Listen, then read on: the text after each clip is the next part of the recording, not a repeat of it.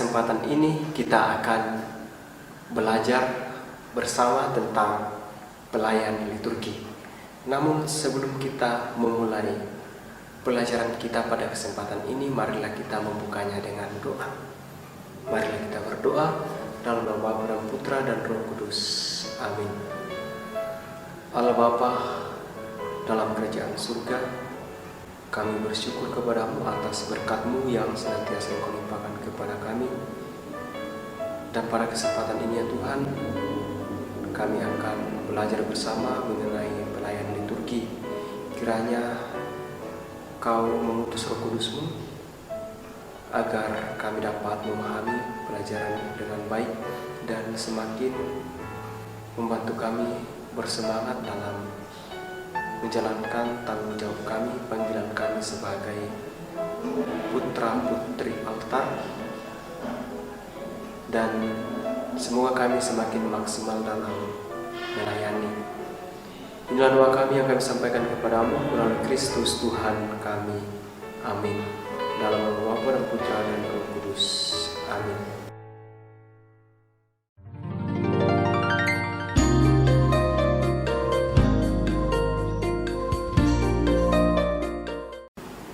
Dalam perayaan liturgi,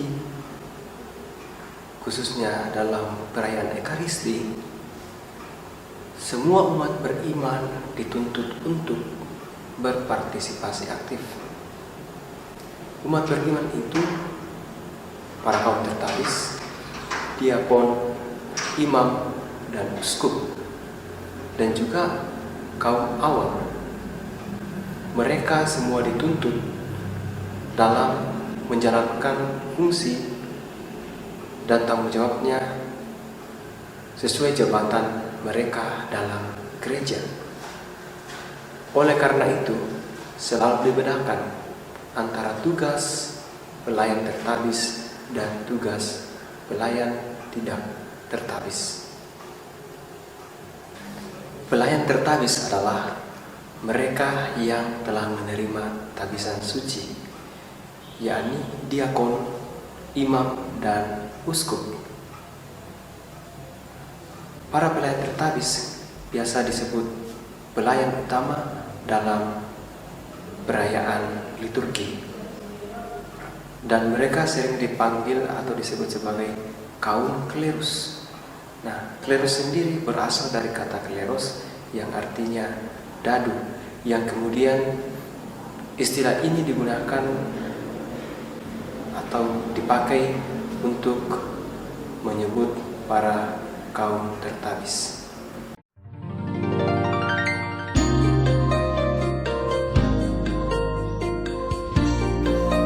Teman-teman misinar sekalian, sekarang kita akan mendalami dan mengenal para pelayan tertabis dalam gereja Katolik.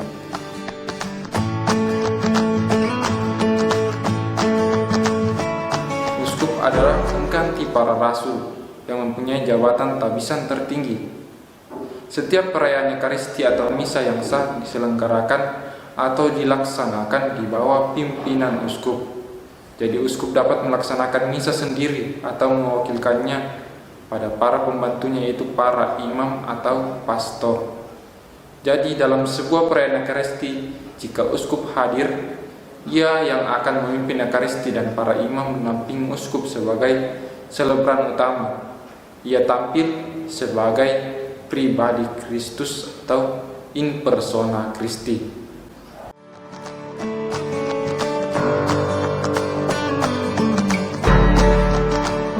Para imam juga mempunyai kuasa untuk mempersembahkan misa atau perayaan Ekaristi.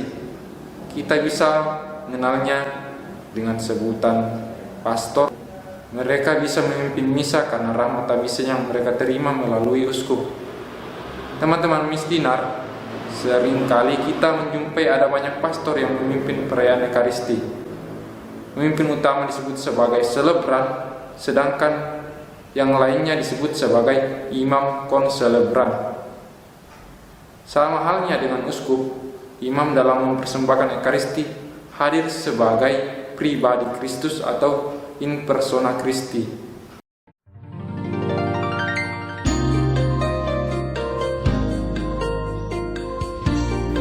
diakon sebagai pelayan pembantu. Selain imam, uskup mempunyai pembantu lain yakni diakon.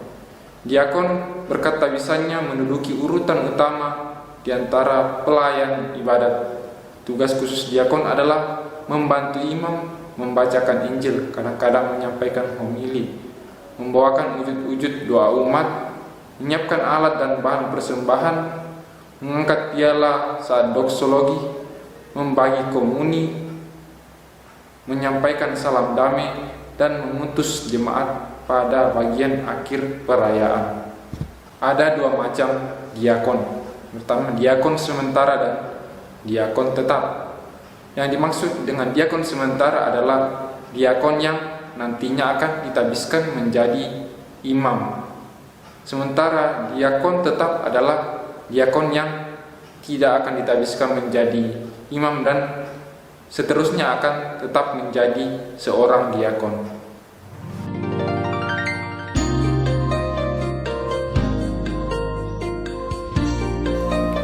Teman-teman misioner, setelah kita mengenal para pelayan tertabis, sekarang kita akan mengenal para pelayan tidak tertabis atau non tertabis.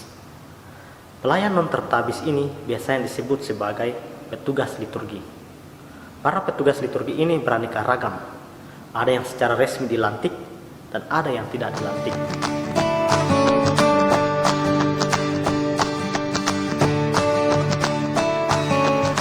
Lektor berasal dari bahasa Latin, lektor yang artinya pembaca atau yang membacakan. Sedangkan akolit berasal dari kata Yunani akolotos yang berarti pelayan atau murid. Lektor dan akolit pernah disebut sebagai tahbisan kecil, tetapi sekarang berubah menjadi pelantikan. Seorang calon imam sebelum menerima tahbisan diakon, ia pertama-tama dilantik sebagai lektor dan akolit. Akolit dilantik menjadi pelayan altar dan membantu imam serta diakon. Tugas utamanya ialah menyiapkan altar. Ia juga boleh membagi komuni ketika diperlukan, khususnya apabila kekurangan imam atau prodiakon. Sekarang tugas akolit sudah dijalankan oleh misioner, sementara lektor dilantik untuk mewartakan bacaan-bacaan dari kitab suci, kecuali Injil. Ia dapat juga membawakan wujud-wujud doa umat, atau kalau tidak ada pemazmur, ia juga dapat membawakan mazmur tanggapan. Singkatnya, mereka dilantik menjadi akolit dan lektor adalah calon imam. Biasanya mereka dilantik pada saat akan melakukan top atau tahun orientasi pastoral. Para frater yang mengikuti tahun orientasi pastoral ini biasanya mereka ditugaskan di paroki kurang lebih selama 1 tahun untuk membantu melayani di paroki di mana mereka diutus.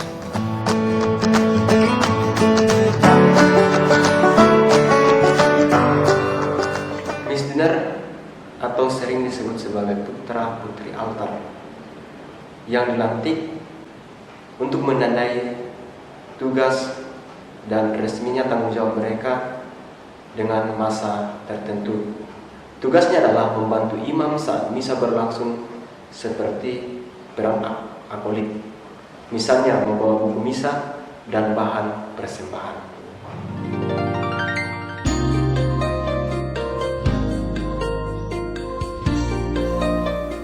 Lektor yang tidak dilantik adalah umat awam yang tidak ditugaskan secara khusus. Tugasnya adalah membaca bacaan pertama dan bacaan kedua dan mendaraskan mazmur apabila tidak ada pemazmur, khususnya dalam misa harian. Tidak ada batasan untuk lektor. Lektor harus dapat membaca dengan baik dan jelas supaya umat dapat mendengar dan menangkap sabda Tuhan yang dibacakan.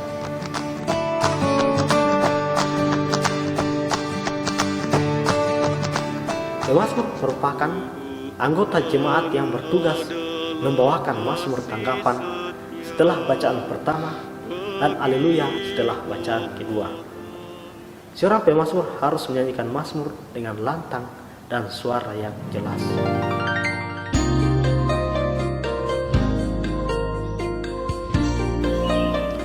Pembagi komuni adalah seorang awam yang mendapat tugas khusus dari uskup untuk membagikan komuni dalam sebuah misa, ibadat sabda, komuni kepada orang sakit.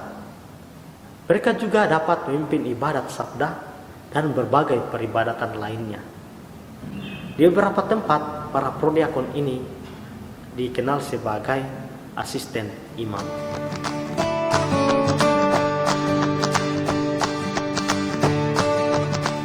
Seremoniarius adalah pemandu jemaat yang mengatur pelaksanaan perayaan agar perayaan berlangsung dengan indah, rapi, dan hikmat. Khususnya dalam perayaan-perayaan besar, seorang seremoniarius sangat diperlukan demi kelancaran dan kehikmatan perayaan. Maka seorang seremoniarius harus cukup paham tentang seluk-beluk perayaan, tempat, dan segala sarana penunjang suatu perayaan Ekaristi.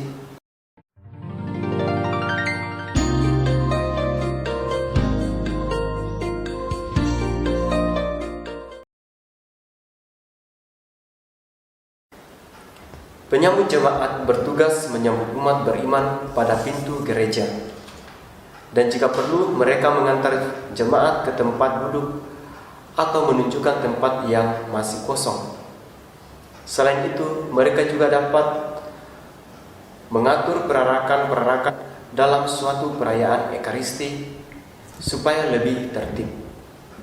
Sementara petugas kolekte bertugas mengumpulkan uang kolekte dalam tempat tertentu. Mereka juga mengatur jalannya kolekte agar tetap tertib.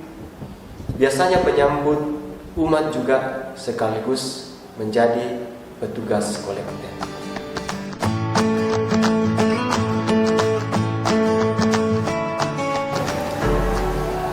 Kor atau paduan suara bertugas menyanyikan lagu-lagu yang diperlukan selama misa berlangsung.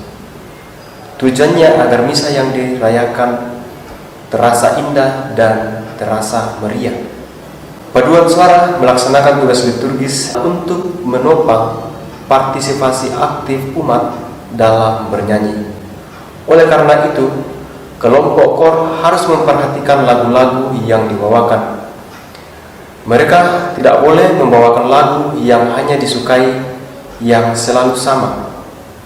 Mereka juga harus memperkenalkan lagu-lagu yang baru agar kemampuan umat bernyanyi itu dikembangkan. Tugas seorang komentator memberikan penjelasan dan petunjuk singkat kepada umat supaya jemaat lebih siap merayakan Ekaristi. Komentator yang dimaksud di sini tidak seperti komentator yang akan mengomentari kegiatan atau ritus dalam misa. Mereka yang bertugas untuk memberikan petunjuk mengenai perayaan liturgi yang akan dirayakan. Mereka biasanya tampil sebelum kegiatan liturgi dimulai. Koster adalah orang yang bertanggung jawab dalam mempersiapkan misa. Tugas seorang koster adalah mengatur buku-buku liturgis, busana liturgis, dan hal-hal lain yang diperlukan dalam perayaan misa. Peran seorang koster cukup penting, maka ia harus teliti dalam mempersiapkan misa. Oleh karena itu, seorang koster mesti mengetahui hal-hal seputar liturgi.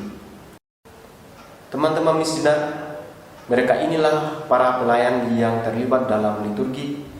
Semoga dengan materi ini teman-teman semakin tahu dan sadar mengenai tugas para pelayan liturgi ini. Teman-teman misioner, marilah kita mengakhiri pertemuan kita pada kesempatan ini dengan berdoa. Marilah kita berdoa dalam nama Bapa dan Putra dan Roh Kudus. Amin. Allah Bapa dalam kerajaan surga, kami bersyukur kepadamu karena rahmat-Mu, bimbingan-Mu, sehingga kami bisa belajar tentang pelayan liturgi. Kiranya apa yang kami pelajari pada kesempatan ini semakin menambah wawasan kami dan juga semakin memberikan kami semangat untuk senantiasa tetap bersemangat dalam menjalankan tanggung jawab kami sebagai misdinar dan sebagai pelayan. Inilah doa kami yang kami sampaikan kepadamu melalui Kristus Tuhan kami. Amin. Dalam nama Bapa dan Putra dan Roh Kudus. Amin.